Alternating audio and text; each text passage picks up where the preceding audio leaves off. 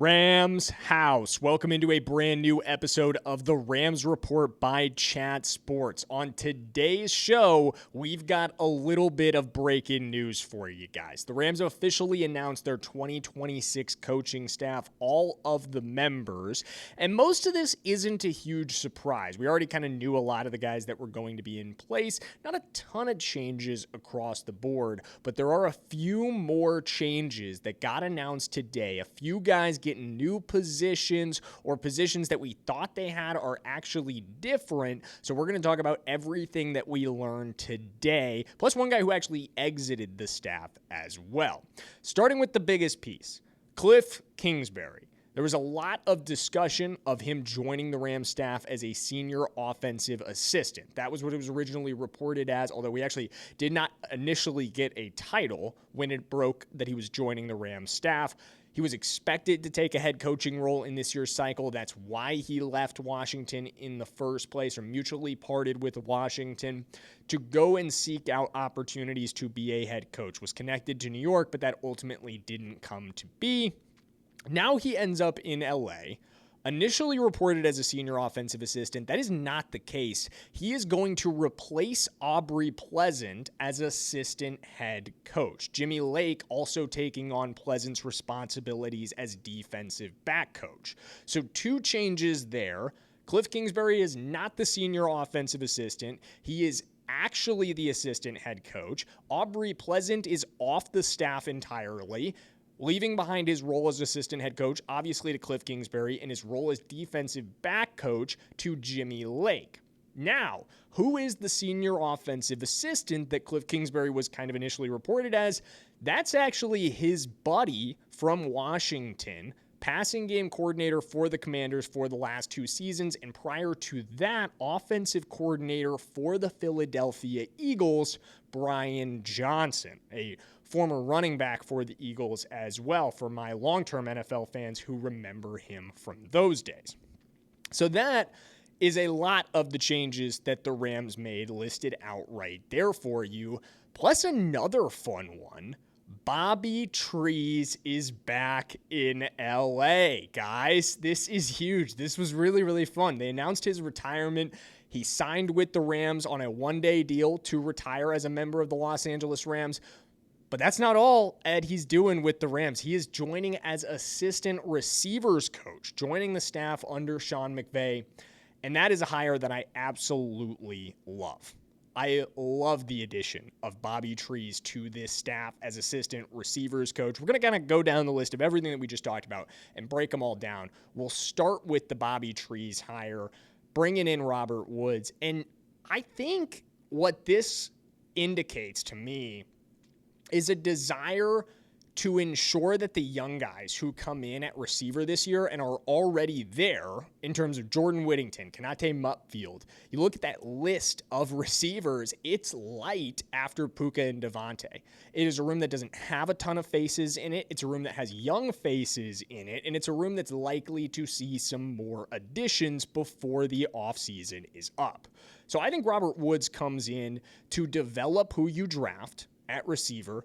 I think you probably just saw, if anyone was doing odds on this, of who the Rams are going to draft at 29, the odds just advanced a lot, in my opinion, towards receiver. All of the receivers just saw their odds go up at number 29. Maybe you could argue 13 as well. But definitely, I think there is an interest in adding to that receiver room. I think there already was. But I think there is an interest in Sean McVay's part of ensuring that both the young guys, Whittington, Mupfield, and the draft picks, are developed by a guy who knows exactly what it takes to be a receiver in Sean McVay's scheme. Robert Woods did it at the highest levels. He knows exactly what McVay is looking for in his receivers. So bringing that guy in, who understands the culture, who understands the philosophy, understands exactly what it takes to coach up young guys, to ensure that those young guys are on the right track, that is a move I absolutely love. Let's talk about Kliff and Brian Johnson, that kind of tandem. What might that lead to for the Los Angeles Rams in 2026? I think a couple things. Number one, what is definitely going to lead to, I shouldn't say definitely, what I really think it's going to lead to is an increased use of the screen game. I think no matter who ends up playing the role here of guy getting all of these screens, I think that's what McVay might be looking for. That's something the Commanders with Jaden Daniels at quarterback and with Kliff Kingsbury as their play caller and Brian Johnson as their pass game coordinator excelled at over the last 2 seasons when both of those guys were in their roles. Huge focal point of the offense. And in 2025, they brought in Deebo Samuel specifically to focus on that more, to kind of enhance that element of their offense. And it worked, and it would have been more effective had Jaden Daniels been able to stay healthy all year long in 2025. I think we would have seen a lot better results from that, but you did see the moves in the right direction. Deebo got solid production on those plays. Could Deebo be coming in tow with these two guys? That's the other element of this. I think you're definitely looking at an increased usage of those style of plays, particularly in the red zone, where I think we could all admit that's been a struggle area for Sean McVay. In his time as head coach and his time as play caller for the Los Angeles Rams, that's one of the number one areas I think he could use a little bit more outside opinion, use a little bit more outside input, is his red zone play calling. I think that's where you get some increased use of the screen game. That's where you get Kliff Kingsbury and Brian Johnson having their impact. Another guy who has been a play caller at the NFL level, when he was the play caller with the Eagles as their offensive coordinator, all under the staff under Sean McVay. So I think that's where you get the input there. But is Deebo coming in to fill that role? I wouldn't mind that at all, guys. I absolutely would not, as long as the money is right. I think we have to be realistic about Deebo no longer being a game-breaking receiver at this point in his NFL career. He just isn't the guy that gave us all nightmares during his time with the San Francisco 49ers, the guy that made you want to pull your hair out sometimes when we would face those teams. That's not who he is anymore. His role has been limited by injuries as he's continued to age. He's just not quite the physically dominant athlete that he was, but he's still an effective player. I do think if you go with Deebo, if you have Deebo and the money's right, and it's a deal that no one's going to balk at, we'll say that, it's not crazy expensive for this option, I don't mind it, and I think it gives you some freedom at number 13. Because again, I've kind of pushed the Makai Lemon narrative. I've said Makai Lemon could be a great addition, and I don't think that's untrue at all. I think he'd be a fantastic addition. I think even if you had Deebo Samuel, he'd be a great weapon for this offense. But is that overkill? Probably.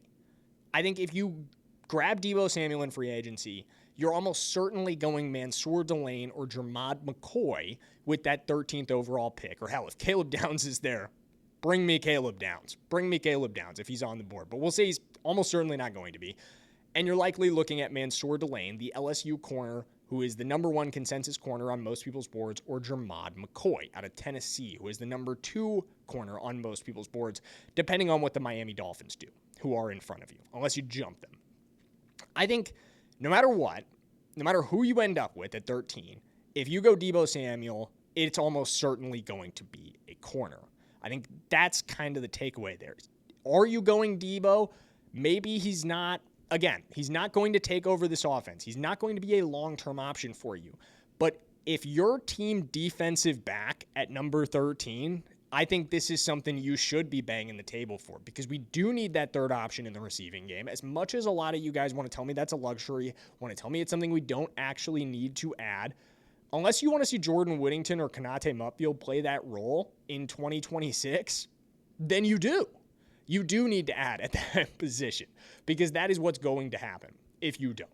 Those are the only guys on the roster alongside Devontae Adams. The room is shallow. The room is young. The room is not deep. It does need new faces, whether those faces are rookies in the first round, rookies in the mid-round, plus Deebo Samuel. There are options there, and I think the combined acquisitions, of Kliff Kingsbury and Brian Johnson may lead you down that Deebo Samuel plus DB at 13 and mid-round receiver route, or receiver at 29. Now let's get back to Bobby Trees for a minute. This is where I think he comes in, is whether you go mid-round receiver or you go receiver at 29, Again, it's about having a guy who knows how to develop these guys in the way Sean McVay wants to see, and that's Robert Woods at the end of the day. That's where you get him in, or why you bring him in, to have a guy who knows how to develop the receiver you want to pick up at 29, if that's what you want to do, or if you want to wait down the board to do it in the mid-rounds. I think if you were at all opposed to the Rams drafting a receiver, or still are, I think you're going to be disappointed, because this hiring of Robert Woods tells me it is a priority for this team. And it's likely to be what they do at 29. I really do think so. I think at that point, you're targeting guys like Casey Concepcion, who we talked about in a recent video, Omar Cooper Jr., who we talked about in a recent video, Denzel Boston could be on the board as well for you. Number of different options in play, but all of those feel very realistic with the acquisition of Robert Woods, especially if you go Deebo Samuel. Because then I don't feel like that's overkill. Having Deebo Samuel, Puka Nacua, Devontae Adams, plus one of those three guys that we just named, that's probably the best receiver core in the NFL. Absolutely it is. I think I'm pretty confident to say that. I'll hang my hat on that. Yikes, really bad hat hair there. Let's not take the hat off again. But overall, there's a lot that I love about these additions to the coaching staff, about these changes to the coaching staff that the Rams just made. I think they really set you up for success in 2026. I love naming Kliff Kingsbury assistant head coach. I like the addition of Brian Johnson underneath him. I do think while Aubrey Pleasant had great moments as assistant head coach, while Aubrey Pleasant is a great defensive coach that somebody's going to get a nice addition down the line, he didn't do a good enough job developing the defensive backs at the end of the day. The defensive backs let us down in the playoffs this year, and I do think that's why he ultimately exits the staff. And then Robert Woods, Bobby Trees coming in as receivers coach is absolutely huge. I love that addition as well. I do think that sets you up for success when it comes to drafting a receiver, when it comes to developing him in the way McVay wants to see. I want to hear from you guys, though. Which of the new moves on the coaching staff are you most excited about? Let me know in the comments below. And that's going to do it for us on this episode of the Rams Report by Chat Sports. I've been Jackson Durham, and we will see you in the next one. As always, let's go Rams.